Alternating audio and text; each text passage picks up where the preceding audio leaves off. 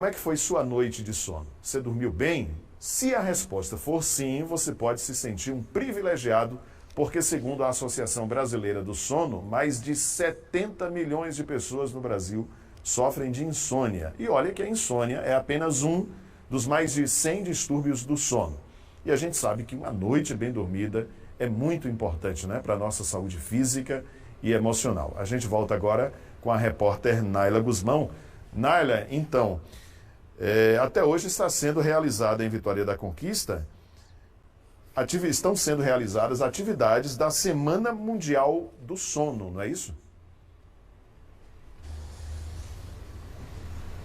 Exatamente, Judson. A Semana Mundial do Sono começou no último dia 18 e segue até hoje com a seguinte temática: sono de qualidade, mente sã, mundo feliz. Eu mesma não abro mão de uma noite bem dormida, de uma boa noite de sono, até pra gente poder estar bem aqui para trabalhar no outro dia, né? Tá recuperado, ter uma noite de sono aí revigorante, recuperadora. E é sobre esse assunto que eu converso agora com Daniele Costa, ela é psicóloga do sono. Durante essa semana, Daniele, quais ações foram realizadas aqui em Vitória da Conquista na comemoração dessa Semana Mundial do Sono? Boa tarde. Boa tarde, Naila. Boa tarde a todos os telespectadores. Nessa semana nós tivemos, em todo o país várias ações virtuais, porque ainda não estamos podendo fazer as ações presenciais. E aí tivemos webinars, lives, para poder fazer a conscientização das pessoas sobre a importância do sono. Essa campanha que ela é feita pela Associação Brasileira do Sono aqui no Brasil, onde a gente tem essa semana inteira para disseminar mais informações sobre a importância do sono, a importância de dormir bem, as consequências e quais os tratamentos, para poder a população ter uma melhor qualidade de vida. E falando em qualidade do sono, a gente tem vivido aí mais de 2 anos de pandemia que, sem dúvidas, trouxeram muitos prejuízos para a quantidade e qualidade do nosso sono. Você, enquanto psicóloga, percebeu aí com seus pacientes, com as pessoas com quem você convive, essa situação também? Sim.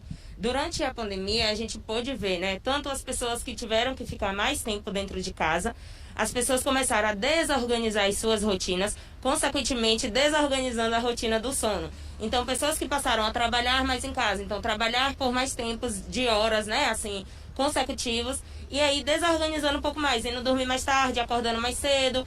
E aí isso foi prejudicando tanto a saúde física quanto a saúde emocional das pessoas. E eu acredito que talvez outra coisa que prejudique muito o nosso sono é que muitas vezes, Judson, a gente não estabelece o nosso sono como prioridade. Então, aquelas coisinhas ali no início da noite, no final da noite, acabam roubando um tempo que deveria ser destinado ao sono. Quais atitudes que a gente tem aí no dia a dia que roubam esse nosso tempo de sono?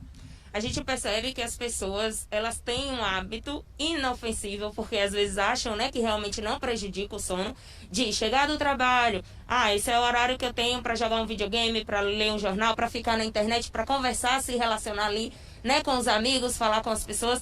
E esses são alguns dos hábitos, que a gente faz, a população faz, e isso impacta diretamente no sono, principalmente com o uso de telas. E aí, quando a gente fala sobre telas e ainda no quarto, porque as pessoas vão para o quarto fazer essas atividades justamente no local que é para o descanso e não para se manter em atividade. Discussão importantíssima, hein, Judson? A gente precisa cuidar da qualidade do nosso sono, priorizar o nosso sono à noite, descansar, dormir aí no mínimo 8 horas. Você dorme, Judson, no mínimo 8 horas por dia? Conta pra mim.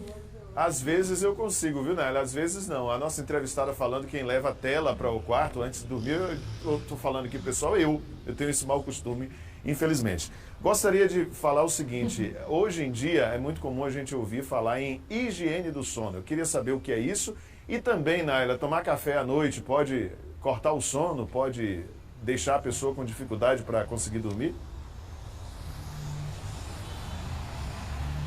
Judson mandou 2 perguntas do estúdio. Vamos lá. A primeira, ele lembrou de um termo chamado higiene do sono. O que seria isso? Higiene do sono nada mais é do que algumas mudanças comportamentais, que a gente chama de mudanças de hábito mesmo, mais favoráveis para um sono de qualidade. Uma dessas práticas de higiene do sono é ter uma regularidade no horário de ir deitar e ir dormir. Porque o nosso cérebro, ele só se atento, ele só fica alerta e sabe quando é dia e quando é noite pelas pistas luminosas. Então, se a gente tem um horário regular para ir dormir e acordar, a gente consegue manter aí um mínimo de rotina. né, no nosso sono. Outra medida de higiene do sono: utilização de bebidas estimulantes próximo ao horário de dormir. Foi a pergunta de Judson, o café é vilão ou não é? Então, o café, ele se torna vilão dependendo da quantidade e de que horas você faz o uso.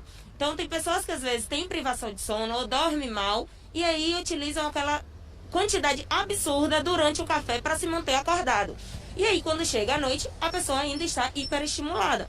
Então, o café utilizado de forma dosada, com qualidade, não muito próximo ao horário de dormir, porque tem pessoas que vão ter mais fragilidade com a cafeína. As pessoas vão ser mais suscetíveis a terem uma insônia, ficar mais estimuladas com a cafeína. Outras pessoas não. Então é bom a gente sempre se observar, né? Fazer essa auto-observação e ter o autoconhecimento.